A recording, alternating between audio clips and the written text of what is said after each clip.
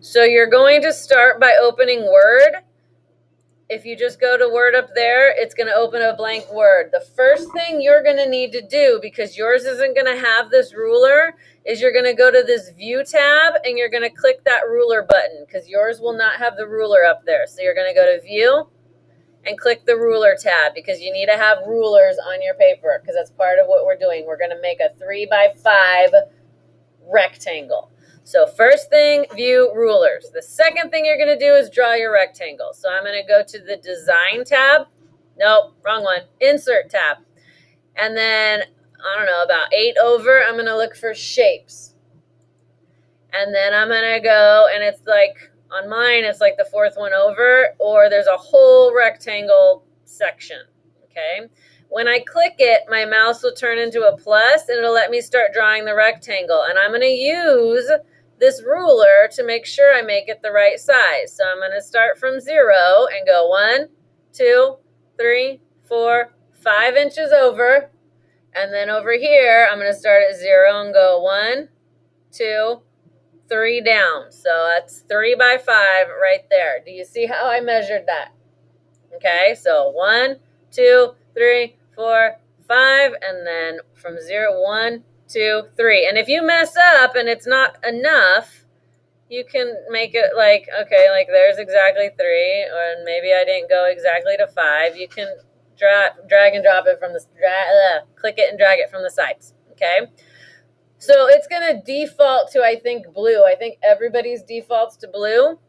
But once you draw a shape, you get this new tab up here that says Format. So I'm going to click that Format one, and it gives me all kinds of cool options. So if I just want to do the generic things, this is the outline, this is the fill, this is like different effects. But I like to do my own. So I want to have all of these different color things. So I can go and I can pick any different just plain color I want. Okay, or I can pick more colors and I can pick like off a spectrum. Maybe I want like a perfect purple or something. If I don't like that, maybe I want to do a picture, or I like the let's do a gradient. I like the gradients, and it looks bad on your screen, but look at my screen up there. It looks better. It's like a slight blended purpley color. Okay, it doesn't look good on yours because the definition's not good, but on mine it looks pretty good. Okay, if I don't like that, I can keep going, and it has like more gradients that I could pick I can add my own colors in here. I can pick different, I can do radial or linear or rectangle. They can come from the side. I can do all kinds of stuff. If I don't like that, I can add pictures from a file, from a clipboard, from online. I can do patterns. There's like 10,000 choices of things I can do. But I'm going to go back and I want that gradient one. That was pretty. Now I'm not on purple. I want the purple. And I want the gradient. Do it in the purple. Okay. So maybe I also want to do a cool shape effect on here. So there's all these shape effects, and some of these don't work. Like, I'm not going to be able to do it like that because it's not going to cut out right if I do it like that. But you can add like the glow. Maybe I want a little light blue glow on mine. Okay, there's all different things you can do out here. I'm going to show you the text effects later for your name, but right now I would like you to pick a color.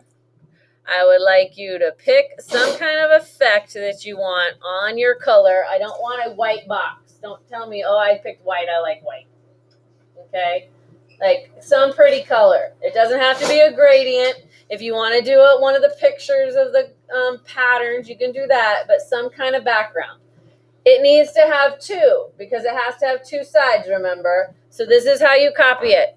Make sure you get it how you want it, and then right-click on it, copy, and then just right click again, and then these are your paste options. Just click the first one, that's the clipboard, and it'll paste it kind of on top of it, and then just drag it down a little and leave like 1/2 inch of space because I have to cut these and like glue them together so they're 2-sided.